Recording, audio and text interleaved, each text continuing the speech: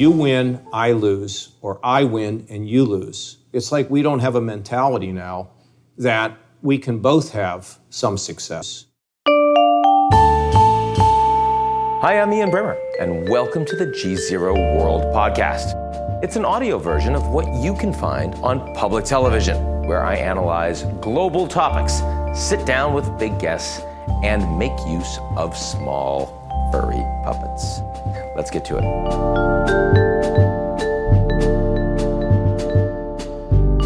The GZERO World is brought to you by our founding sponsor, First Republic.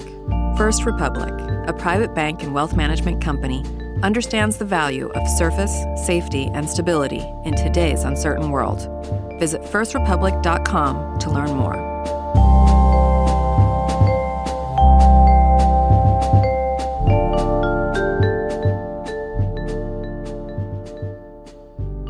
Governor John Kasich, delighted to be with you. Thank you. Who do you think is experiencing the greater crisis of short-termism? Is it corporate America today, or is it Washington, D.C.? I think it's both of them. Now, no, there's great companies out there that say we have to look for the long term. I think, if you think about Warren Buffett, I think he's a long-term investor. So I'm not condemning all of corporate America. I'm saying that corporate America needs to look at itself. That's why you now have this growing movement called inclusive capitalism. Right. Because when we take a look in and we see the divisions between rich and poor, we see a great divide. That's an issue for our country. And so I think the more that companies can think about what they can do to participate in lifting everyone in the country, and I'm not saying they ought to be, they ought to be, sort of social, what do I say? So, people who are involved in social work. That's not what I'm saying, but I believe they have a responsibility. And I think there are more and more CEOs that believe that it's very important for them to participate in what kinds of things? Job training, dramatically improving education, particularly in the K through 12 level, where it's really very, very wanting. There are things that you can do to reclaim a neighborhood. I have a guy I know who's in the long-term care business who's been out there trying to rebuild Ferguson. It doesn't mean their profits go down. It means their profits do go up, but at the same time, they're contributing. So in Washington, of course, it's so like... So you think the CEOs you actually think are starting to move in the right direction on this? Some are, yes. Others are just focused on the bottom line. So in Washington? In Washington, it's all about the next election. So I don't have a chance to really do the kind of things. That's kind of some of what I see down there. The attitude of I got to respond to my base. I have to look over my shoulder, and if I alienate my base, I might not win. Oh my goodness, I may have to lose my seat at the 50-yard line of the football game. I don't know, and I don't want to be. I really don't want to be belittling. I don't want to really belittle these people. I just know that I think they can do so much better, these politicians. Jeff Flake, Senator, Republican, not running again, said that if he were running for re-election, there's no way he could have called for an FBI investigation of the Kavanaugh accusations. That speaks to a system that feels a little broken. Well, maybe he was being honest about his circumstance. I can't tell you the answer to that, but what I can say in regard to me, and you have to remember, I'm not running for anything. Or 2 terms, governor, that's it. So, I'm sort of in a way free to say a lot of things because I'm not running again. But nevertheless, throughout my career, I was never a predictable person. For most of my career, people were trying to put me in a box. So tell me about you. If you were running right now, tell me something that you can say that you would find it much more challenging to say if you were actually running for re-election. I don't know what that would be because I don't think I'd be changing my game plan. I don't think I'd be saying, well, I have to be easier on Trump. What I believe, as I've advised a newly elected congressman, is when you agree with him, then fine. But where you disagree with him, let people know. What do you believe that the Americans stand for today? Not in principle. I think not in principle. Yeah, not enshrined in the Constitution. I think there are a number of people who think this. We've been we've been doing all this stuff for the world forever, and it's time for us to put America first, okay? I've heard that someplace before. And sometimes we have to do more, and that may not be the best example, or somebody who's wealthy who does more and more for their family than what others do. And sometimes the spouse says, why do we have to do that? Well, to whom much is given, much is expected. And in our country, that Robert Kagan piece that appeared in the New York Times about the responsibility in many respects of the United States to maintain the world order, to prevent the aggression based on land and based on economics to try to keep the worldwide peace. This is a big responsibility for America. So if all of a sudden we go away, what's left? Again, we have a vacuum. So, the Chinese are running all over the world, and they're basically buying off politicians in these countries. They're investing all over the place. I don't know how long China can put up with this and just pass out all this money, but that's what they're doing, and they're gaining influence. And when you think about some of the places in Central America or South America or even in Africa where they're giving away the next generation's wealth in raw minerals that now they have to give to the Chinese, it's pretty amazing, right? So, America needs to be strong, and we need to be a leader. And I hope, in my lifetime, we're not going to stop that. I mean, I wonder, do you think that we can do that in the way that we have historically? China's a lot bigger. The transatlantic relationship is more strained. Europe is much more divided. The Russians are much more willing to antagonize us. The average American, many of them do feel the way you suggested. Why are we doing this? They weren't around. They're not the greatest I think when they're generation. reminded, though, I think when they're reminded, they get it. But clearly it's a heavier lift than it was historically. Do you really believe that we could articulate that the same way we did after World War II, or the same way we did during the Cold War? Do you really believe it can be the same? Well, nothing is ever going to be the same. Mm-hmm. Things that are the same status quo over time doesn't work. Then how does it change? How does American leadership need to change, in your view, from what it was? I think it gets to be about upgrading the way in which we probably approach the rest of the world, to listen more to some of these leaders and what their real problems are, I think our whole foreign aid and agency for international development operations are obsolete. They don't work.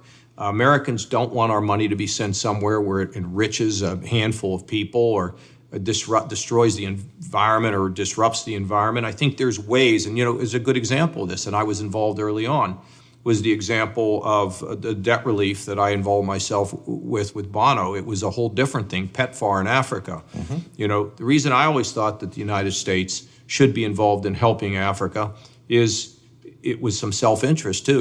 When the B-2 bombers fly over Alaskan Village and people are yelling and screaming about Americans, are ugly, a lot of the people in the village will come out and say, no, but they vaccinated my kid. So I think there's a way for us to still be effective, to be a leader, not be a sap, not be some stooge for somebody, but yet to look at these institutions that are not functioning very well, to have the courage to change the way in which we do things so that we can be more effective. Now, the perfect example of this is what happened with Brexit. You had this institution that was not responding. They were not reforming. They were heavy. They were yesterday's news. The institution, in this case, being the European Union? Yeah, the EU. Mm-hmm. And what they do in Brussels and, and the high tea time. It's so yesterday. Now, the Brits should be all about high tea, John, to be fair. Well, yes, but good point. They that's a good point. But also a good stiff drink every once in a while. But what I'm trying to say is that these institutions didn't want to change. These international bureaucrats, they have the nice life, They're not staying at the Holiday Inn. They're staying at the Four Seasons. But it's the rules and the regulations. And what I'm saying is these institutions need to be modernized. And if you take, for example, the problem with drugs that we have in the country, for us not to have a strategic program, both an economic and a security program to deal with the problems in Central America, where the flow of drugs is coming, what do we think? We're going to get all these drugs caught at the border, or we're going to get them all caught interdicting them between the states? Why are we not more involved in the region? And now, you just don't go running in there. Colombia, at one point, you saw the good results we got out of Colombia. Now it's maybe going backwards today. Now there's a lot okay, but more it is. So you just yeah. have to constantly be working. But for the good of the people in our country, we need to have a foreign policy that's different, that's effective in that part of the world. And if leaders don't want to work with us, then there's not much we can do. But there are leaders that if we approach them the right way, I think we can make some significant progress. So I think we need to look at the way in which we do all of this. I think that the Western world has a big problem with cybersecurity. It would be just wonderful if we could get together with all of our friends and say, let's come up with a cybersecurity strategy. You have to do your thing, we have to do our thing, but let's work together. The issue of terrorism. When we think about many of the attacks that we saw in Europe, it was because the countries couldn't work with one another. And what about us? And how do we get them to work together? That's called leadership. I think in those areas we could have done much better. Should we be promoting our democratic values? Absolutely. Internationally? Absolutely. And how should we do that?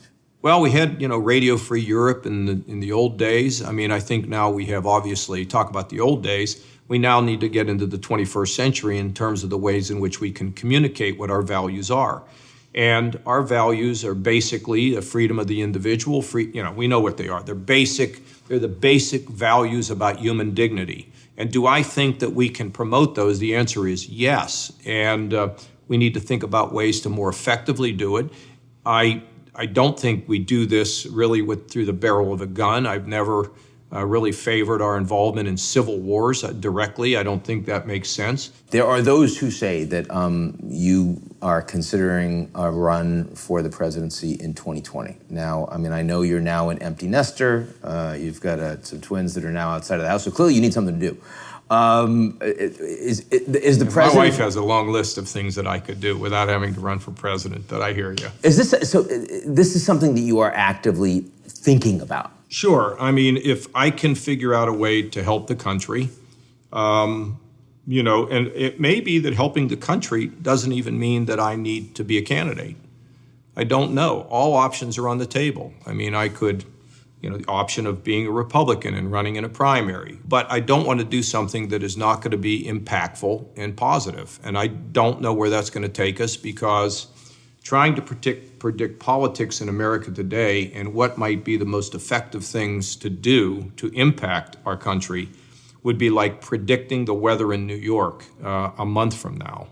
It's just too hard to do. It's going to be colder. So here's the... No, I'm pretty sure of that. Here's the issue. Snow, rain, sleet. No, I can't say that. But it's going to be colder. But it's a broad sweeping.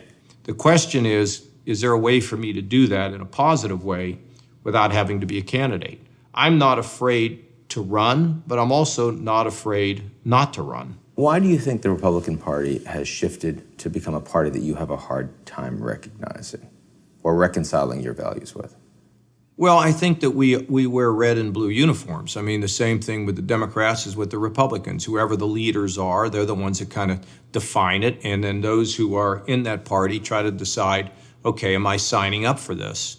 And I like to say that when people are like Presbyterian and Republican, and sometimes I think they'd rather give up being a Presbyterian than give up being a Republican. Same thing holds true for the Democrats. So it's a tribal thought. And Ian, one of the biggest problems we have, I think, in the country today, and not just in politics, but it is a principle of a zero-sum game.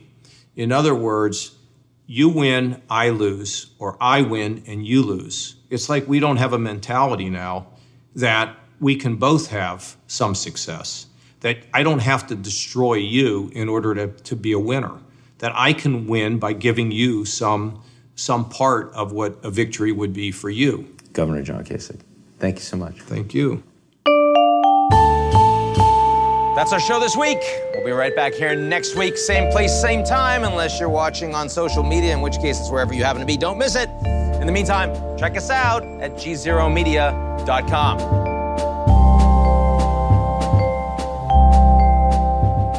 The GZERO World is brought to you by our founding sponsor, First Republic.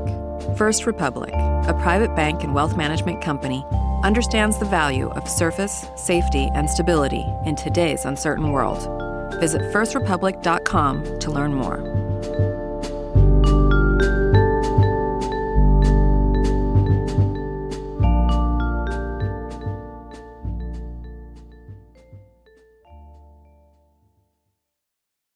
You're listening to the GZERO World with Ian Bremmer podcast, your weekly geopolitical deep dive into the world's biggest news stories, featuring in-depth conversations with global leaders and newsmakers. To get more of GZERO's insights on global politics every morning, sign up for our free newsletter, GZERO Daily, at gzeromedia.com.